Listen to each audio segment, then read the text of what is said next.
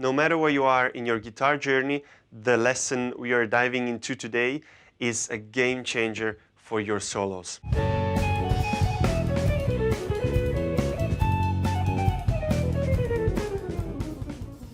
I'd like to show you a different mindset to play over changes that is going to simplify a lot how you approach improvising over different harmonies. And in order to do that, I'd like to show you this different mindset over a very simple 3 chords blues.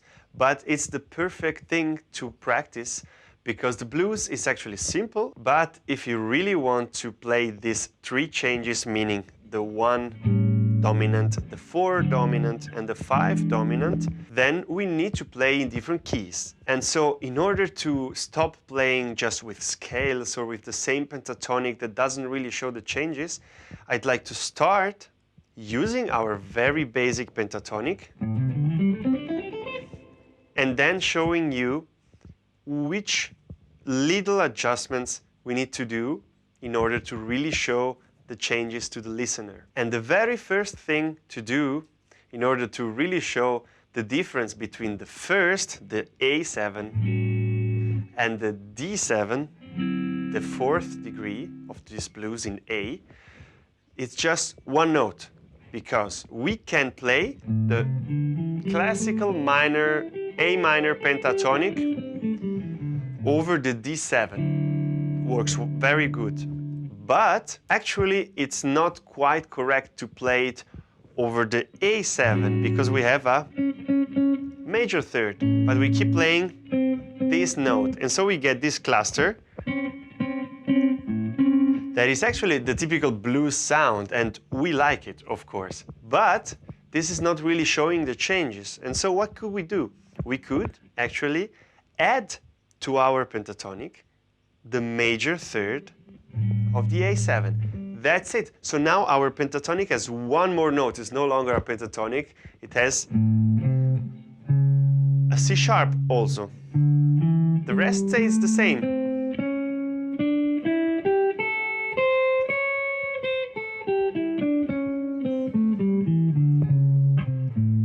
And so we get this pretty nice chromatic line, right? This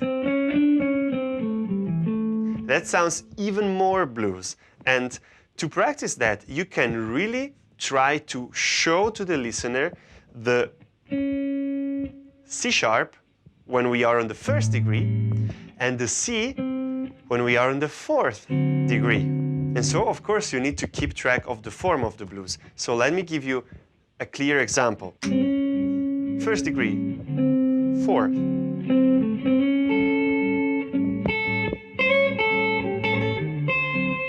Minor third.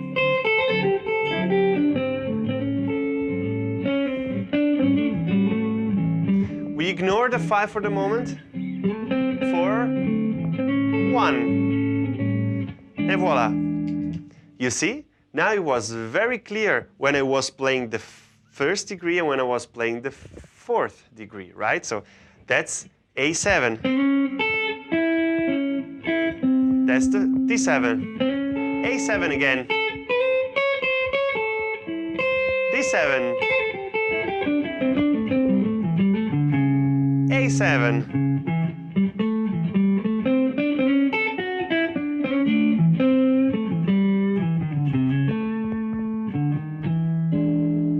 you see? So no comping, but you knew very well where I was in the form because I was showing it to you.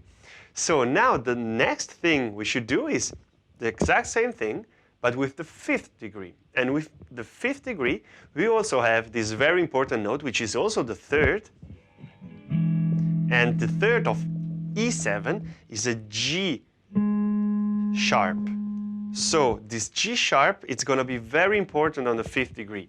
And now we have, still, if we keep in mind our pentatonic, and now our pentatonic with the C sharp. And now we also add the G sharp. So we have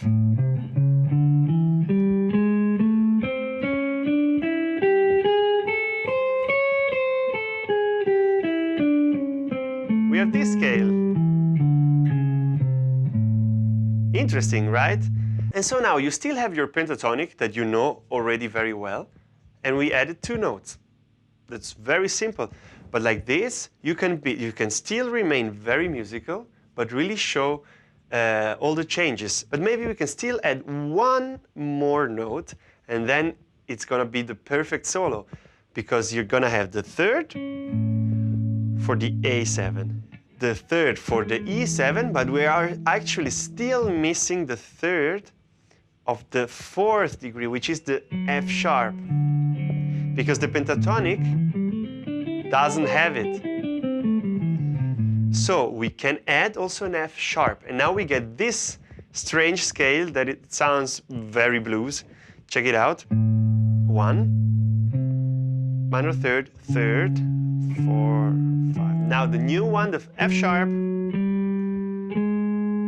So here is the new chromatic line, right? Because we have the 3rd of the D, then normal pentatonic, the 3rd of the E, and then the root again of the pentatonic. So you have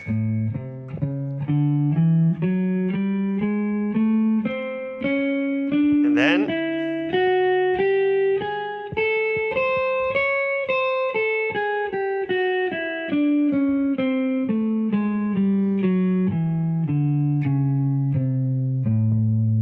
pretty nice, right? Even just playing the scale, it sounds so bluesy. Now let me demonstrate it to you, playing the 3rd of every chord, and the rest is just the pentatonic. So.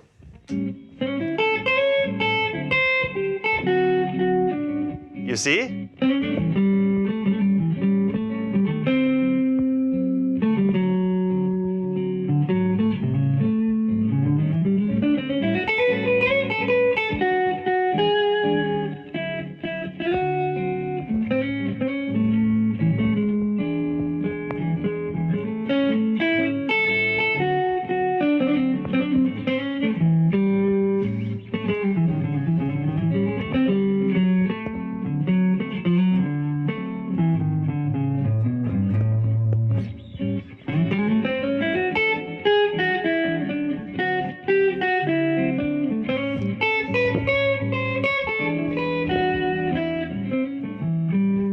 You see, so now we have much more than just the pentatonic, but basically what you are seeing is the pentatonic plus 3 notes. So how cool is that? I really wish that I would have always practiced like this.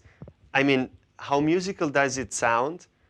And you don't even have to learn any new scale. So it's incredible, actually. I really don't understand why it's not taught like that. And you can apply this principle, of course, to every solo. You can maybe take the pentatonic that works for the main key of a piece, and then you have some chords that are outside of the key, and then you just check, okay, which note do I have to show in my scale? And that, by the way, works also for other scales, for a major scale, and then you see which note do I have to modify in order to show that chord. And then you just go back to the main key or the main scale, right? And that's a much more musical way to practice and to play, because then you don't have these shapes and you show all the notes of the scale and whatever. I mean, like this, you can really build melodies. So let me know what you think about this strategy in the comments.